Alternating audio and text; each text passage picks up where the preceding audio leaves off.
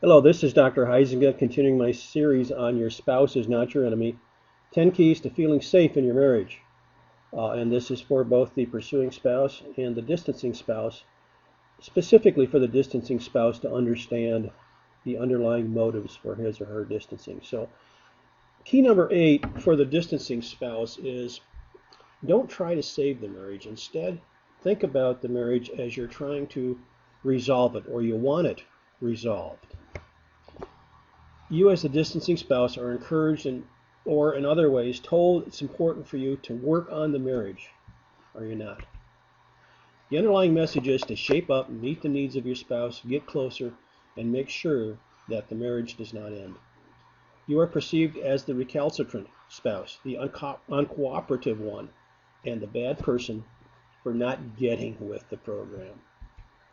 You receive this message from others, and you may believe that of yourself as well, at least to a disturbing degree.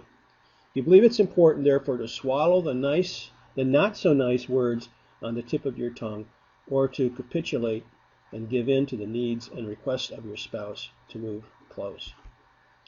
You must put your concerns, your confusion, and your pain behind you and work on the marriage. What happens is often a polarity emerges in which you are forced to decide whether you are in or out. Perhaps your spouse or significant other asks you to make that decision. Perhaps family and friends offer their opinion to either get in or walk away. And so you think, I either must act like a wonderful spouse even if I don't feel like it, or I must bolt and divorce. There's no middle ground. You also begin to compare and think in polarity of good and bad. My life really sucks here. This is terrible. I can't stand this anymore. And there must be something better out there. I wonder what it would be like to be with someone else who truly loves, appreciates, and cares for me. And so your world becomes the witchy, ugly world of your marriage and the fantasy of being with someone who truly gets you. It's all or nothing. In your more rational moments, you realize that the grass, as they say, is not always greener over there. Statistics and other input suggest that the second marriage has a very low success rate, and the encounter with ugliness in your marriage will very likely also rear its head in a future marriage or relationship. Here's a tip. Think resolution, not saving your marriage. You want to resolve the crisis in your life and in your marriage or relationship. You want resolution of your pain, of your emptiness, and of your frustration. You want to get at the bottom of your dissatisfaction now, not later.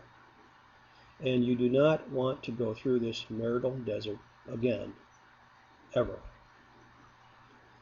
And the sooner you resolve the swirling of the marriage and the confusion in your life, the better able you will be to honor yourself in the presence of your spouse, whether you choose to remain with him or her or exit. Do not think, can this marriage be saved? Think, how can I resolve the pain in this marriage or relationship?